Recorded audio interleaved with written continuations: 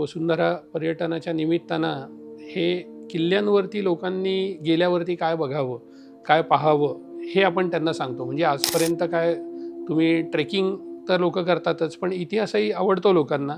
लोकांना इतिहासातल्या गोष्टी आवडतात. आपल्याला आता जसं तुम्ही आत्ता सांगितलं की अफजलखानाची लढाई असेल, शाहिस्तेखानाची लढाई आहे, तानाजी मालुसरेंची लढाई, पुरंदरवर झालेली मुरारबाजींची, तर ह्या सगळ्या लढाया आपण वाचलेल्या आहेत. पण त्या फक्त पुस्तकात वाचलेल्या आहेत. त्या प्रत्यक्ष किल्ल्यावर जाऊन ती गोष्ट कुठे झाली असेल, त्याच्यातल्या काय काय कुठल्या तटबंदी आणि कुठल्या बुरुज आहेत, तिथे काय झालं, हे सगळं जर समजून घेतलं तर ती जास्ती अजून इंटरेस्टिंग होते.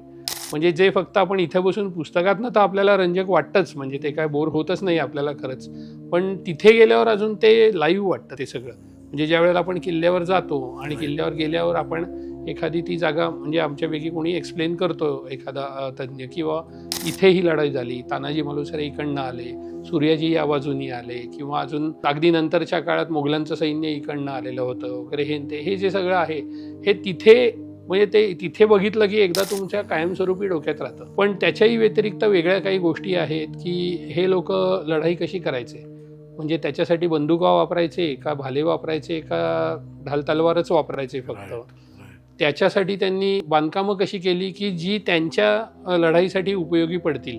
म्हणजे तटबंदी कशी बांधली, बुरुज कसे बांधले, बुरुजांवरनं मारा करण्यासाठीच्या जाग्या, त्याला जंग्या म्हणतात, त्या जंग्या कशा बांधल्या, किल्ल्यावरची फांजी म्हणजे काय असतं, तर ती जी तटाच्या शेजारी चालायची जागा असते की ज्याच्यावरनं मारा केला जातो ते, तर ह्या जागा काय असतात. म्हणजे हे आर्किटेक्चरल या ज्या गोष्टी आहेत ना, त्याला आपण डिफेन्स आर्किटेक्चर असं म्हणू शकतो.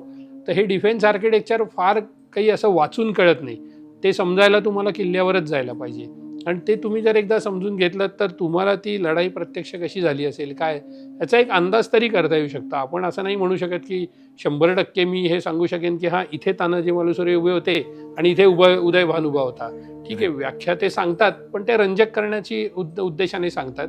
प्रत्यक्ष तसं नसतं त्याच्यामध्ये, पण थोडा एक अंदाज लावता येतो किंवा काय झालं असेल, कुठे कसं झालं असेल, गडावरची पाण्याची टाकी काय आहेत, इतर वास्तू कुठे आहेत, आज त्याचे अवशेष काय उरलेले आहेत, म्हणजे 300 वर्षापूर्वीची वास्तू कोणती आणि त्याची पडझड होऊन आज काय राहिलेलं आहे तिथे, किंवा तिथे अतिक्रमण करून कोणी काय केलेलं आहे, हे सगळं जर समजून घ्यायचं असेल तर किल्ल्यावर गेलंच पाहिजे. हे फक्त काही घरात बसून समजणाऱ्या गोष्टी नाही आहेत त्याच्यामध्ये, किंवा पॉवर पॉईंट प्रेझेंटेशनमध्ये समजणाऱ्या गोष्टी नाही आहेत.